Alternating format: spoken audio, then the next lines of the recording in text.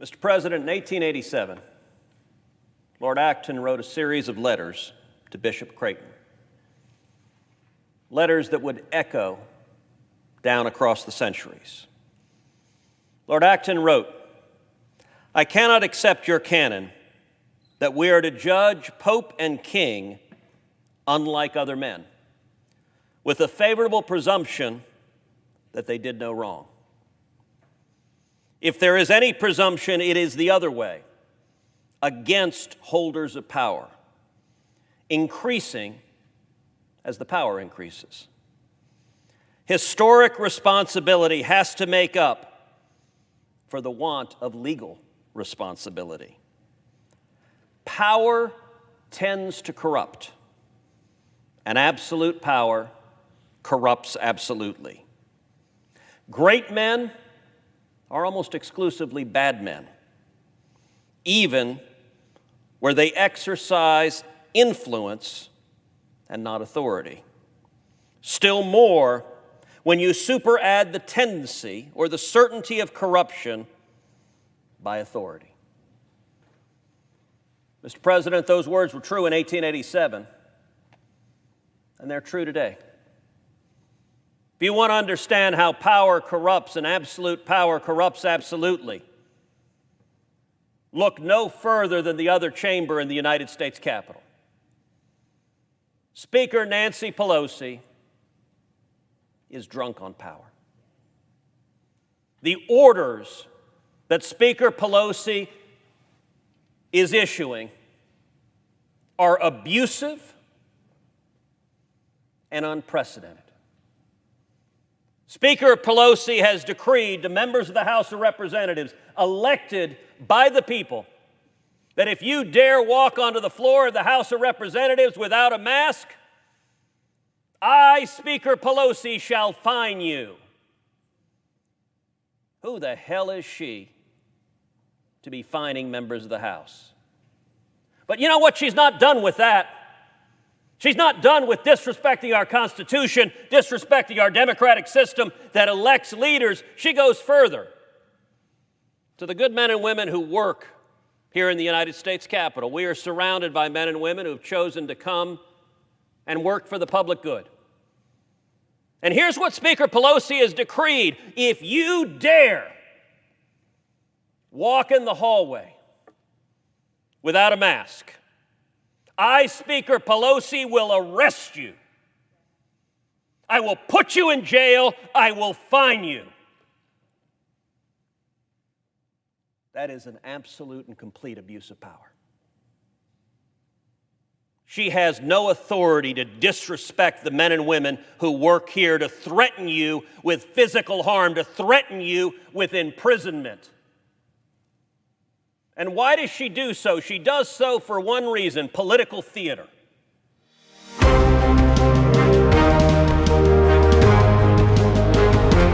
Welcome to Verdict with Ted Cruz. I'm Michael Knowles. Senator, I have to compliment you. You have now very famously read and quoted Dr. Seuss and Lord Acton on the floor of the Senate. That is a very broad spectrum of reading, and I think the Lord Acton quote was absolutely apt. We have now passed the 500th day of 15 days to slow the spread, and we are seeing the reinstitution of mask mandates even for the vaccinated. We are seeing the threat of lockdowns around the country. Is it just deja vu all over again? Is there any way to break out of this cycle? Well, I do not like green eggs and ham, but I do not like absolute power being abused, even less. This has been a bad week for liberty. This has been a bad week for science. It's been a bad week for common sense. And it is frightening because we're seeing, two decisions I'd highlight, both of which came this week. Number one, as you know, the CDC revised its guidance. So a couple of months ago, the CDC acknowledged what people knew already, which is vaccines work, that actually science operates. If you're vaccinated, the vaccine has a very high likelihood of being successful. And so the CDC, acknowledging that reality, said people who are vaccinated don't need to wear masks. That was right then. It's right now. But as of this week, the CDC magically changed its guidance and now said, even if you're vaccinated, you need to wear a mask.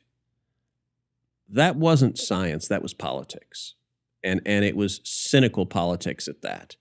And I think people are frustrated with the hypocrisy from the CDC, and they're frustrated with how Democrats are behaving. We're seeing now Democratic jurisdictions imposing new mandates, imposing new mask mandates.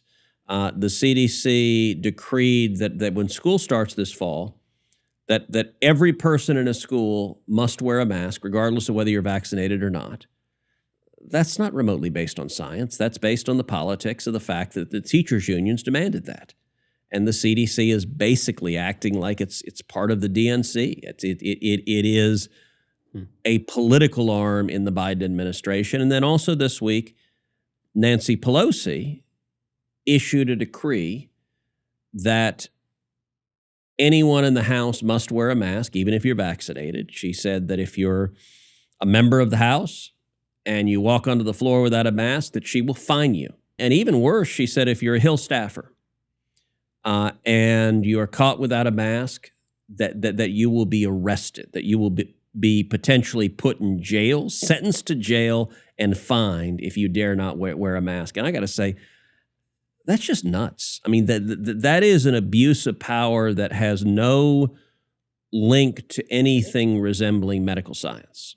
Well, even a CNN anchor pointed out the other day that the CDC has a big credibility problem. And there's no question, we've covered it on this show, that the public health officials have flip-flopped on everything. Dr. Fauci told us the masks don't work. Then he told us we all need to wear the masks. We were told the vaccines are absolutely wonderful and they work very, very well to stop infection and transmission. Now we're being told, well, maybe they don't, so the vaccinated need to wear the mask. Anyway, we've been told so much conflicting information. There is no question. I think the right and the left, if they can agree on anything, it's that the CDC has some issues. But the question is, what is the political endgame here? I suspect that you're right, that this is not about science and it is about politics. But what's the politics?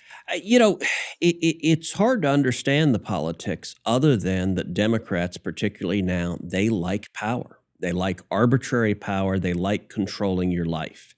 Listen, when it comes to masks, I've never been one that's a zealot on either side. I've never really understood some of the folks who say never wear a mask no matter what. I certainly didn't fall into that camp, particularly in the height of the pandemic. I wore a mask. I thought we should do reasonable steps to slow the spread of a disease. It's a dangerous disease.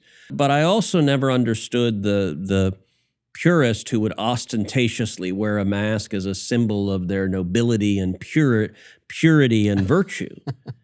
Let me take folks inside the Senate for a minute to understand the dynamic in real time. So early this year, January, they made vaccines available to members of Congress. A number of members of Congress got the vaccines in early January. I didn't get the vaccine then.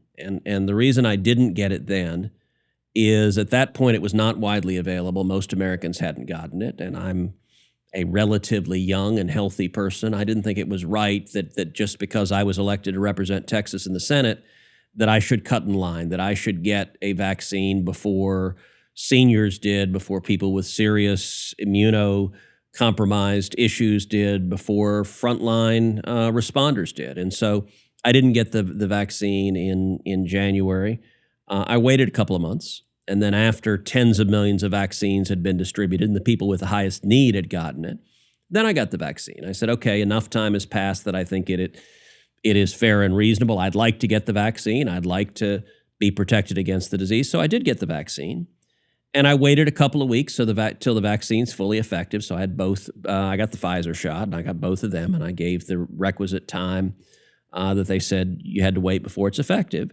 And then I decided to stop wearing my mask on the Senate floor because vaccines work. Like that's the whole science of it. The whole point of getting the damn shot is to give you protection against catching the disease. And so on the Senate, it was kind of interesting. The first person not to wear a mask was Rand Paul, and Rand never wore a mask. And look, I love Rand, but he just said, to hell with it, I'm not wearing a mask. And Rand had COVID, and he never wore a mask. And so, okay, that was his choice. For a long time, it was just ran with no mask and 99 senators with masks. The second senator not to wear a mask was me. And after I'd gotten the vaccine, after a couple of weeks had passed, I said, all right, I'm going to stop wearing the mask.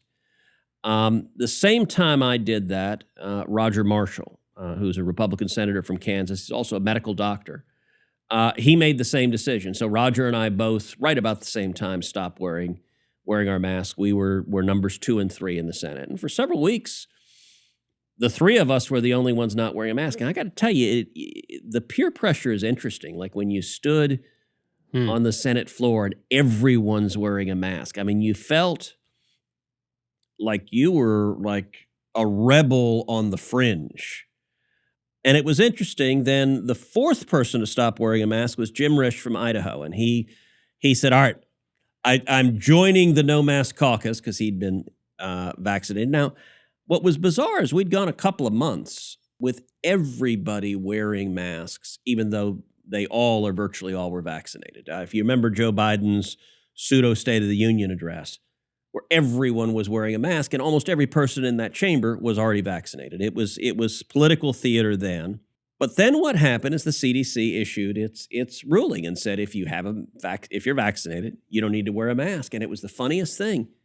Within about 2 days, everybody took their masks off. 100% of the senators. Chuck Schumer took his mask off. Bernie Sanders took his mask off. Mazie Hirono took her mask off. Look, I joked for some of the Democrats I'd be much happier if they kept their masks on. And you know, really my criticism was their masks needed to be tighter.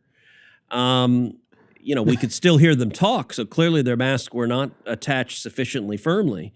But listen, the fact that everybody took off their mask indicates what we all knew, which is if you're vaccinating, wearing a mask is stupid.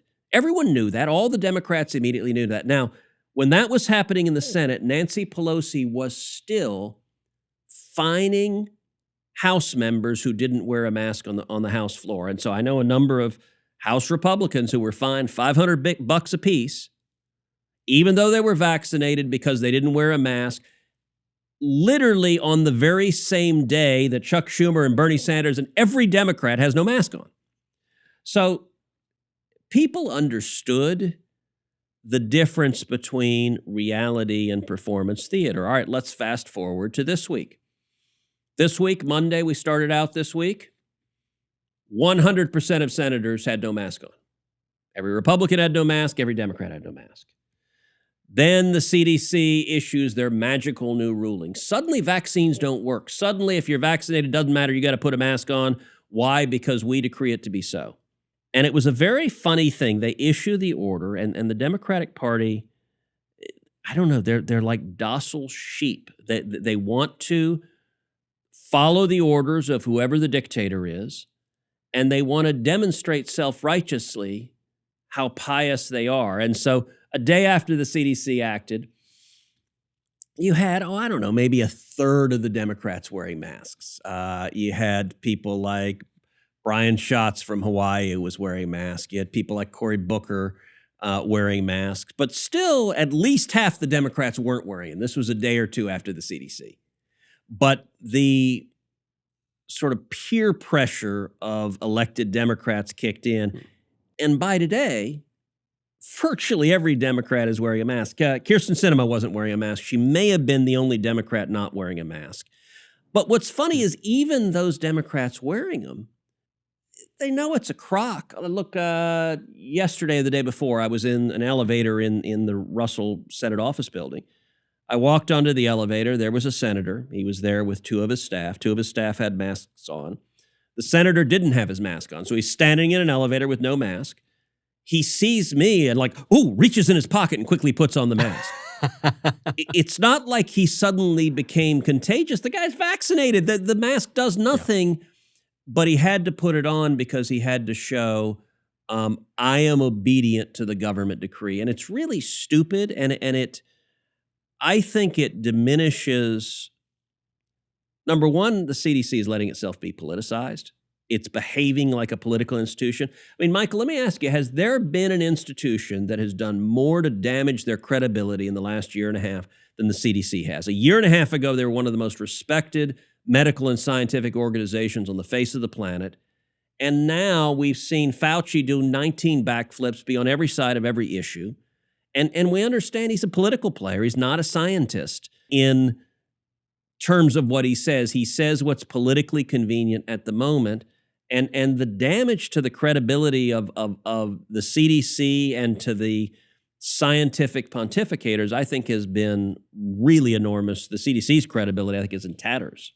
Well, as you see, just even on this issue of the vaccines, either way, either the vaccines do work and the decision is political and the CDC loses credibility, or the vaccines don't work and what we've been told is not true, and so everyone needs to wear the masks again and the CDC loses credibility. But it seems that as the credibility collapses, the liberal establishment, and that includes not just the elected people, but the bureaucrats and the technocrats and the other institutions, they seem to be getting more aggressive. And I think this is what a lot of people are worried about. Speaking of peer pressure, is you've got the White House now saying that they may move into another lockdown. They're looking at potential federal vaccine mandates, for goodness sakes, even as we're being told that the vaccines allegedly are not working as well as we were told they were. So anyway, there's obviously a lot of confusion here, but if Nancy Pelosi is going to throw staffers in jail, they seem to mean the threats that they're making. Yeah, I mean, you think about that. Nancy Pelosi is saying to someone who's a 20-something, 30-something Hill staffer is working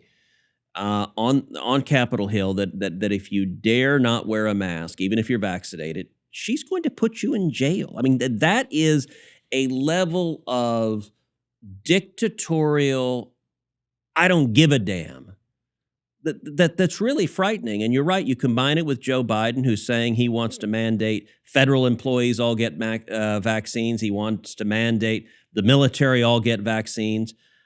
Listen, my view, number one, I think vaccines are good. I am a supporter of vaccines. I'm a supporter of science. I've been vaccinated. Heidi's been vaccinated. My parents have been vaccinated. Heidi's parents have been vaccinated. I was quite glad to get vaccinated. I want to get the damn mask off. I wanted to be able to go out in crowds of people and interact again without being concerned about catching or spreading a dangerous disease. But I also believe in individual liberty. I believe in individual choice. The fact that I chose to get a vaccine doesn't mean you need to make that choice. You're an adult. You can make your own choice. You should talk to your doctor. You should educate yourself. You should think about the pros and cons. And I believe in that individual responsibility. And it's amazing the Democrats, they don't want to give you that choice. They don't want you to be able to make your own choices about medical treatment that you're receiving. They want the government. But Senator, the argument that they're making is that when it comes to a pandemic, and I guess the term is being redefined and is a little bit loose right now, but when it comes to a pandemic, you lose your individual rights because your decision, I mean, not your decision, but someone else's decision not to be vaccinated is a direct threat to me because you could spread the virus to whomever. And so what is the conservative answer to that? There's a logical flaw in that argument, and it's really important to break it down because you're right. The left is making it. And by the way, the press is making this argument like crazy. It's very funny on Capitol Hill. The press reporters, almost all of them have dutifully put their masks on. There was one poor guy running around with two masks. Because, hey, if you've got virtue, I can have twice as much virtue and have two masks on. Yeah. And it just...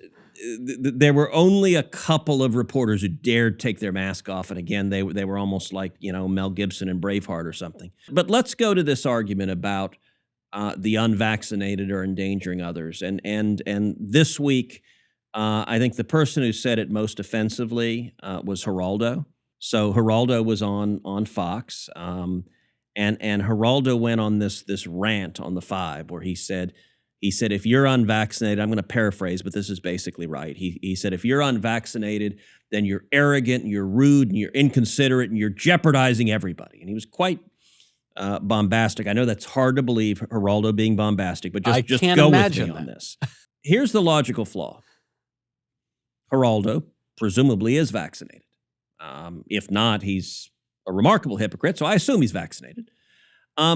If he's vaccinated, the risk to him of getting COVID is extremely small, depending on which vaccine you got. If you got Pfizer or Moderna, the risks are somewhere in the neighborhood of 3% or maybe 5%, but they're very small. And if you do catch COVID, there's some small percentage of people who are vaccinated can catch COVID. If you do catch COVID, the risks of it being serious, of you being hospitalized or dying, are very, very small. That's why people get the vaccine. They want to dramatically reduce the risk of getting the disease, and even more so reduce the risk of getting it seriously. That means for anyone who's vaccinated, the risk of people who are unvaccinated is negligible. It's very small. Now, is there some possibility that someone who's unvaccinated will pass the disease on to someone else who's unvaccinated? Yes. But you know what? That someone else who's unvaccinated, they made their damn choice. You're assuming that risk. If you say, I'm not going to get the vaccine, okay, you're a big boy, you're an adult, you can make that risk. But at the same time, the left jumps up and down and says those evil unvaccinated people are jeopardizing me. No, if you're vaccinated, they're not. They're jeopardizing each other potentially. And you know what? The same thing is true of smokers. If you smoke, you may die of lung cancer. Look, you and I are both cigar smokers. You know what might happen? Our lips and tongues might fall off. That would suck. I really don't want my lips and tongue to fall off. But I believe adults have the ability to make choices and bear the consequences of your choices. And the left doesn't agree with any of that. They want you to be subjects and obey their decrees. Yes. I mean, we can certainly assess risk, make prudential judgments. We as conservatives think that. The left seems less inclined in that direction. But this gets back to that absolute power point. Yep. The point that we opened up with in the Lord Acton quote, which is, just as a practical matter here, we're past day 500 of this. This should have been over by now. We were all told it was going to be over by now. They've moved the goalposts every single time that we hit one of them. It was slow the spread, then it flattened the curve, then it was find a cure, then it was, and it just keeps moving. So how does this end? I mean, how do we make sure that we don't go from 500 days to slow the spread to 1,000 days, that we're not here again in another year and a half? Look, if it's up to the Democrats, I don't know that this ever does end, because it's an excuse for power. It's an excuse for trillions of dollars of new spending. It's an excuse for trillions of dollars of new taxes. It's an excuse for everything they want to do anyway. They want power. You know, you look at these Democratic politicians, for example, who shut down churches, who declared it was illegal to go to church during the pandemic. They are just statists and authoritarians. They don't like people who go to church. They were quite happy to strip your religious liberty. And by the way, anyone with a triple-digit IQ or even a double-digit IQ could see the high double, yeah, the rank hypocrisy that you would have the media, you'd have Democratic politicians, you would have these self-declared scientific experts who would opine that thousands of people crammed into the public streets protesting Black Lives Matter, zero risk of COVID transmission. That there's no chance of it. But if you go to church and sing hallelujah, everyone's going to die. And look, that was on its face absurd. Everyone knew this is crap.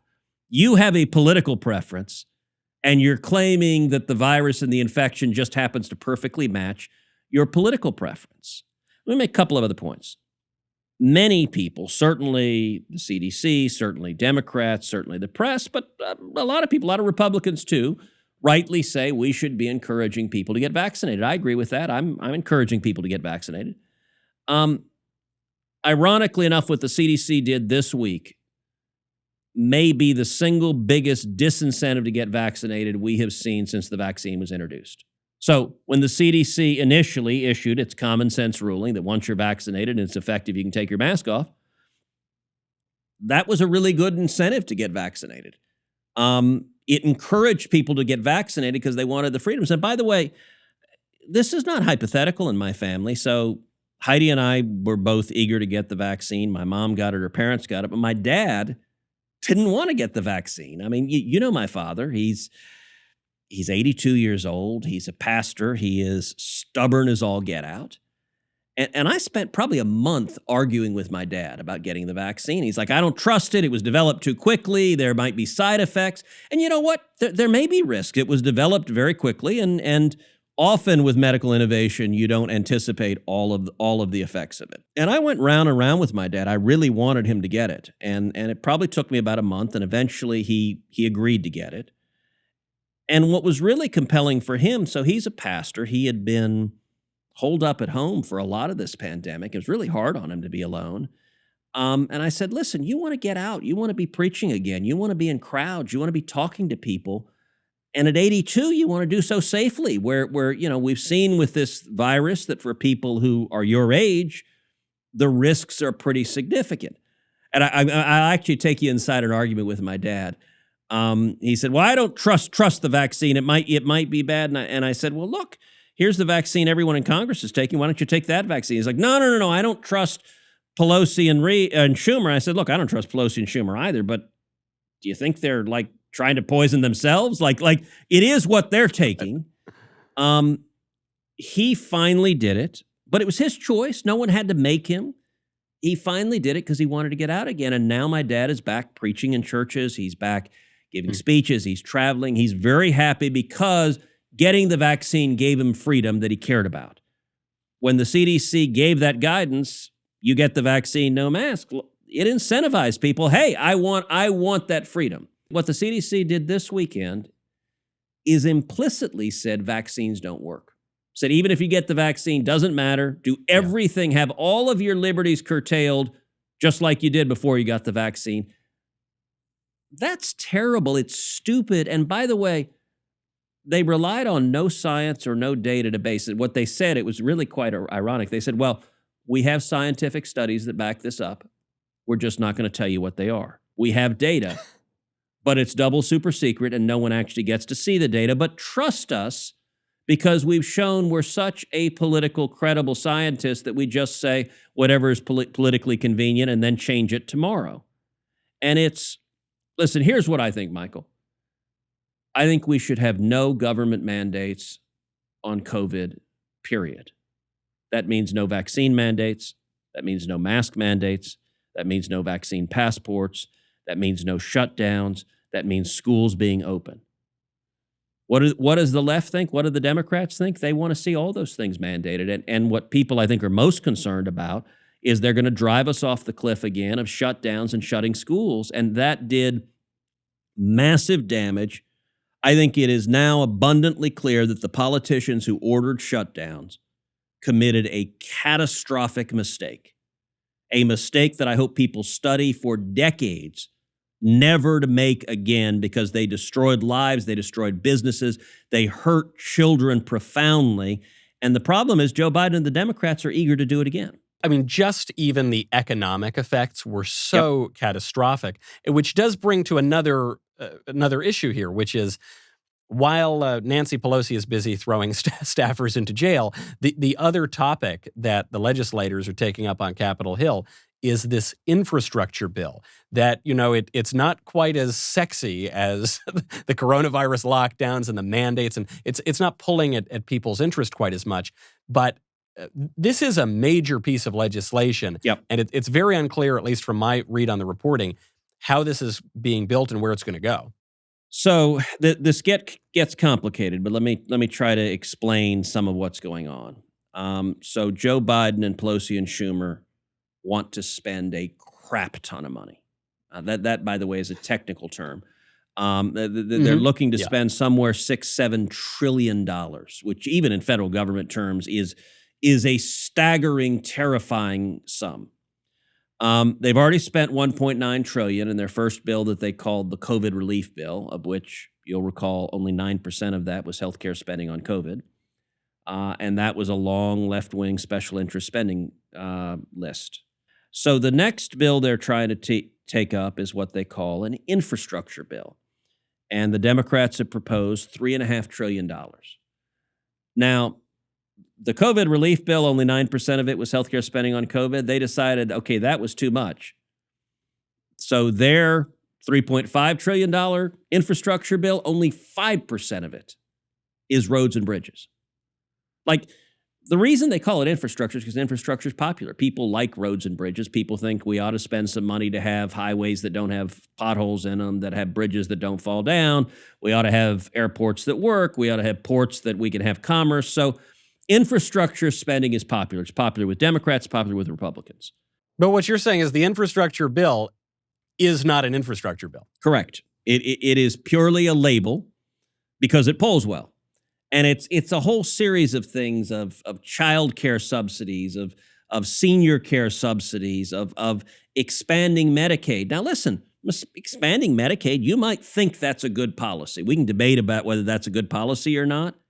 But the one thing you ought to agree, it ain't infrastructure. Like, it's not a friggin' road. Well, but Senator, this brings up what one of the most prominent talking points right now among the Democratic Party, which is that everything is infrastructure. And they've actually said this. I don't think I'm misrepresenting them. They'll say healthcare is infrastructure. Weightlifting is infrastructure. That might be a little hyperbolic. But they say basically anything that they want, they now reclassify as infrastructure. Because infrastructure polls well, and they know the media will not drill into anything they say and will just repeat their talking points. And so the media are their propagandists. So and by the way, this $3.5 trillion infrastructure bill is paid for by trillions in new taxes. They want to have massive new taxes. So it's a terrible bill.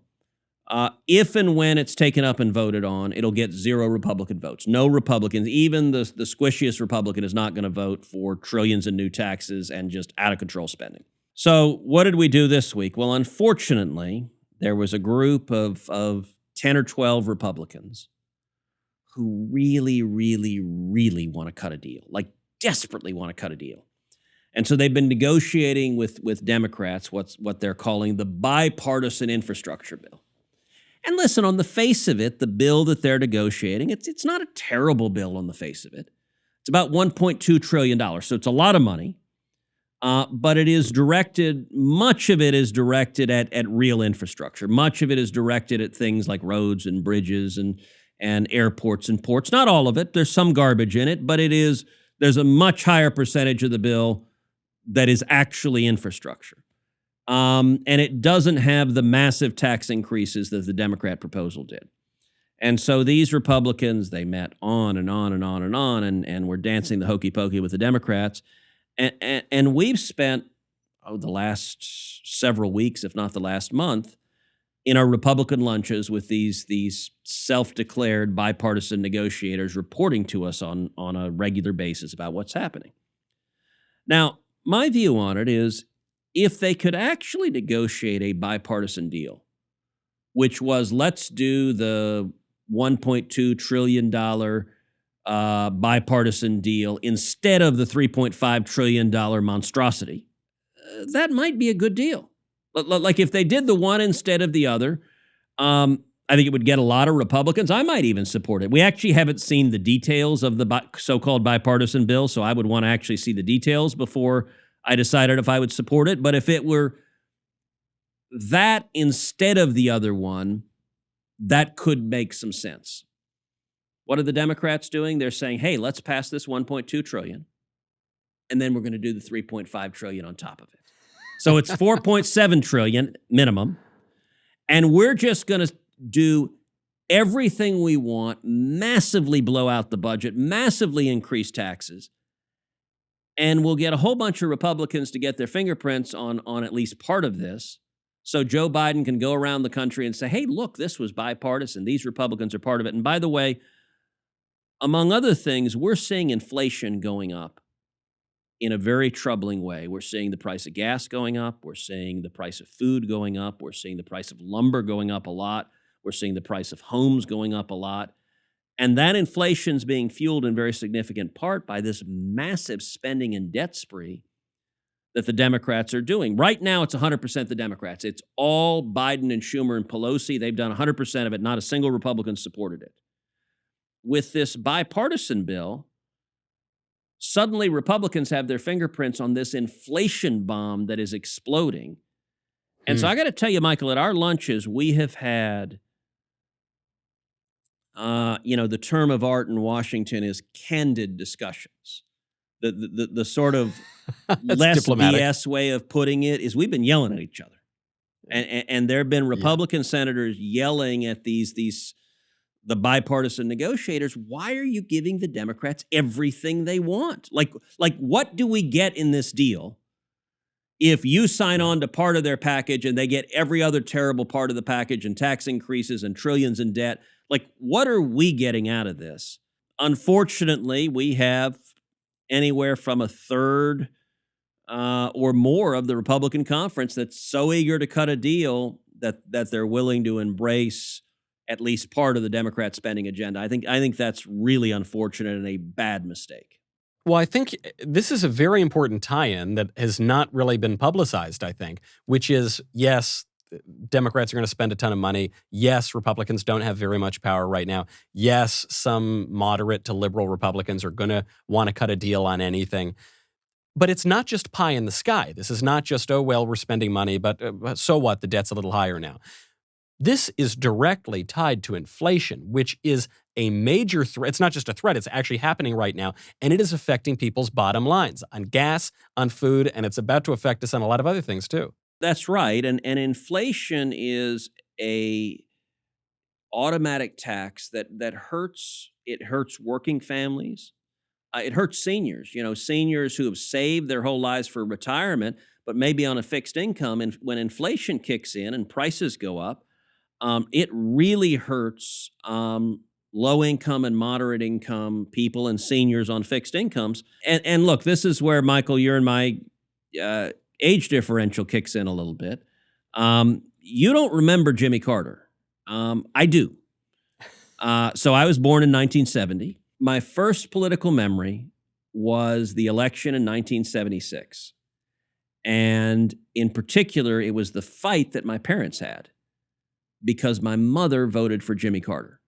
No, oh my gosh, I would never have guessed.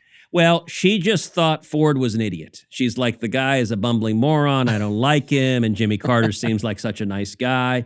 And my dad at the time wasn't a U.S. citizen. He was a Canadian citizen at the time. And so he didn't have a vote. And so my father viewed my mom's vote as like the family vote. And I remember my dad just apoplectic. How could you vote for Jimmy Carter? And when I tell this story now, my mom gets upset. She's like, I'm sorry, I was wrong. Like she is not a Jimmy Carter fan. Yeah. Right. But look, with Jimmy Carter, we saw the same failed policies we're seeing right now. And we saw something called stagflation. What is stagflation? Stagflation is when the economy is stagnant, so there's not growth, plus you have super high inflation. And it's a vicious, like it was ugly under Jimmy Carter. And inflation got so high, I mean, you were seeing home mortgages that were going up 14, 15, 16, 17, 18, 19% on home mortgages. We just refinanced our home mortgage. I think we pay 2.65%. People have gotten used to insanely low interest rates. Imagine your home mortgage at, let's not even say 18, 19%. Imagine your home mortgage at 10%. You know what it means? It means you can buy basically a third as big a house as you can right now. It triples the cost of your mortgage, just going from 3% to 10%. That is a massive cost, and for seniors, it destroys their savings. I think Biden and Schumer and Pelosi, they're repeating those same mistakes, and it's really hard to get out of. When you've got inflation roaring, and by the way, one of the big problems with inflation also, a huge part of our federal budget is interest on the debt. Now, we are living in sort of the magical time, the land that time forgot, because interest is so low that the cost of interest on the debt, it is still massive in the hundreds of billions of dollars. But if interest rates go up a lot, interest on the debt will become the single biggest element on the federal budget. And so it becomes this spiral where it keeps getting worse and worse and worse. And I think it's crazy that Republicans are complicit in it in any way. And that's certainly what I'm arguing to my colleagues. And most of my colleagues agree, but a significant chunk of them do not. Well, this is an important point, because even forgetting the merits of the bill or the infrastructure spending or what have you, just the political ramifications here, it seems that a number of centrist Republicans think that they're going to get political pats on the back for looking as though they're compromising and conciliatory. But this could be a huge liability. Forget that it's a bad idea in the first place. This could be a huge, huge political liability. Before we go, Senator, I do have to get to the mailbag. There are some great mailbag questions here. First one is very simple from Michael, not me. Do you intend to wear a mask in the Capitol? Hell no. I had a feeling I knew the answer to that question. Simple question, simple answer, and absolutely a correct one. Matthew asks a tougher question, but it does get to what we're talking about. And by the way, let me throw a caveat on that. So I do still wear masks on airplanes because they make you. They'll throw you off the plane if you don't. And I filed legislation to end that stupid policy. It makes no sense to require masks on airplanes, and it is the Biden administration being unreasonable that is putting that requirement in. And by the way, all right, so just a couple of weeks ago in the Commerce Committee, we had a vote on an amendment to end the requirement that you wear masks on airplanes. And there was an argument back and forth between Republicans and Democrats, and every Democrat on the Commerce Committee voted no. Now, at the time, one of those Democrats, Brian Schatz, who's a Democrat from Hawaii, he's a nice guy. He and I get along well. We played hoops together. I mean, he's a nice enough fellow. He said at the hearing, he said, if it didn't mandate that they change the policy, but if the bill was simply a sense of the Senate that the FAA should change the policy and not require masks on airplanes, he said, then I would support it. And I stopped and said, okay, if we did a sense of the Senate, it has less teeth, but you'd support it. I'd be like, look, if we can actually get this done and get rid of the ridiculous mask requirement on planes, that'd be a good thing. He said yes, and unfortunately, so it was Rick Scott's amendment, and I asked Rick at the hearing, I said, would you be willing to change your amendment to do what Schatz wants to do, because that would get Democrats and it would pass. Rick said no, he didn't want to do that. He wanted to vote on the one with full force. I said, okay, so we voted on it and it failed.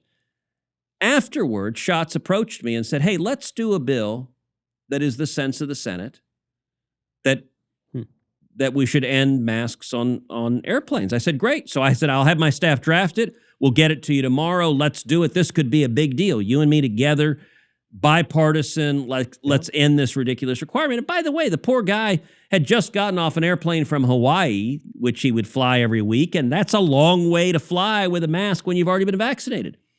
So we drafted it. I showed it to him. Long and short of it is, he declined to sign on because when he talked to Democratic leadership, basically they cracked the whip and said, you must obey, and we don't want you to do this. So he bailed. I filed it anyway, but I filed it with just Republicans. Now, by the way, I had even like Susan Collins as a co-sponsor. There are not a lot of things that have me and Susan Collins together. But it was supposed to have Democrats, and none of the Democrats would do it. So fast forward to this week, one of the very first Democrats to be docilely wearing his mask was Brian Schatz. And I just kind of had to laugh at, wait, 2 weeks ago you knew this was ridiculous. You still know it's ridiculous. But now the Democratic Party is such that you must obey, and so you meekly do so. You got to get in line. Well, so these tactical issues, I think, motivate this next question from Matthew. Trying to talk facts and logic with the left doesn't seem to be working, and being a jerk doesn't help either. What's another approach we can use to get along and have useful discourse? Or is the era of bipartisanship and common ground deader than disco? The only way to move forward is to beat them at the ballot box. And let me answer that by making a reference to a series of books that I read as a kid. So when I was a kid, I was a big fan of, it's a 7-book series that's called The Great Brain. I don't know, did you ever read The Great Brain? No, I didn't. Okay, so it's by a guy named John D. Fitzgerald. And it is about a family in Utah in the late 1800s, so at the turn of the century. And there are 3 brothers, John D. Fitzgerald, who's the youngest brother, Tom D. Fitzgerald, who's the middle brother, and Swen D. Fitzgerald, who's the oldest brother. And the middle brother, Tom D., is the great brain, and he's a little con man. He's basically a swindler, and it's sort of like Tom Sawyer, but it's sort of clever cons. And I read these when I was, I think in junior high, I read them. They're great kids' books. I unfortunately haven't been able to get either of my daughters to read them, but they're great kids' books. But the opening chapter to the first book is John D., the little brother, is the author of all of them, and he's telling the stories about his con man middle brother, Tom D. And he said, we're growing up in Utah in the late 1800s, and he said, virtually everyone in the town where we live is Mormon. And he said, we're not Mormon. And he said, but they're very tolerant, and it's okay. And he said it was simply a matter of me learning to whip every boy my age, and Tom D. learning to whip every boy his age, and Swen D. learning to whip every boy his age. And he said that they're very tolerant of us now. It's amazing how tolerant someone can be when you can whip them. And that statement, there's enormous wisdom in it. I've always thought of that statement when I think about Israel's foreign policy. It's amazing how tolerant Israel's neighbors are when the fact is Israel can beat them militarily. In terms of dealing with the Democrats, we're not going to persuade Nancy Pelosi. What we will do, and I believe we will do it in 2022, is we can persuade the American people and we can beat them at the ballot box and retire Nancy Pelosi by taking the House back. And we can retire Chuck Schumer as majority leader by taking the Senate back. And we can retire Joe Biden, although I'm not sure he would know it, by winning in 24. But the only way, they will not stop. The angry socialist crazy left will not stop until they get trounced at the ballot box. And if and when they get trounced, then I think there's some realistic prospect that at least some reasonable Democrats will say, well, gosh, maybe we shouldn't have gone so crazy far left. Maybe we should recalibrate. But that takes some time to have happen, and they ain't going to do it until they lose. If they haven't lost, the chances of them shifting away from this radical agenda, I think, are zero. The only way they shift is after they lose and hopefully lose resoundingly. Right, and it's not just because they're no good, awful, rotten, terrible Democrats. I mean, we could talk about that at great length, but it's because they've got all the power. They've got all the power, and so it actually doesn't even make sense for them to try to give in on these things. Didn't Lord Acton say something like that? There's this strange coincidence here. It reminds me of a quote from Lord Acton, and absolutely, I'm with you, Senator. The only way that we are going to reconcile and come back together is if we pull some of that power back from the people who have taken all of it. We've got to end it there. I'm Michael Knowles. This is Verdict with Ted Cruz.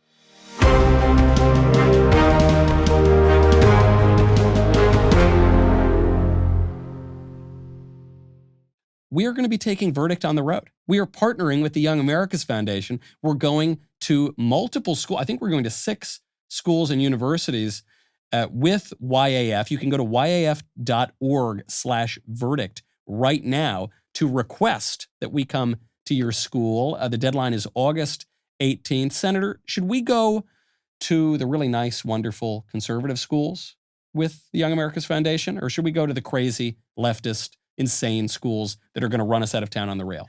Well, it seems to me that should be up to the listeners of Verdict to decide. And so you tell us, if you're a student right now, you might be at one of the few havens of sanity, and you say, hey, come cheer us on and reach out to us. On the other hand, you might be behind enemy lines, surrounded by Bolsheviks and Mensheviks, and looking for a Berlin airlift. My guess is we're open to doing a little of both, but it's really the incredible listeners of Verdict who are going to make that decision. We want to free the students on campus. We want to free all of us here in this country. So make sure you get those names in. yaf.org/verdict. August 18th is the deadline.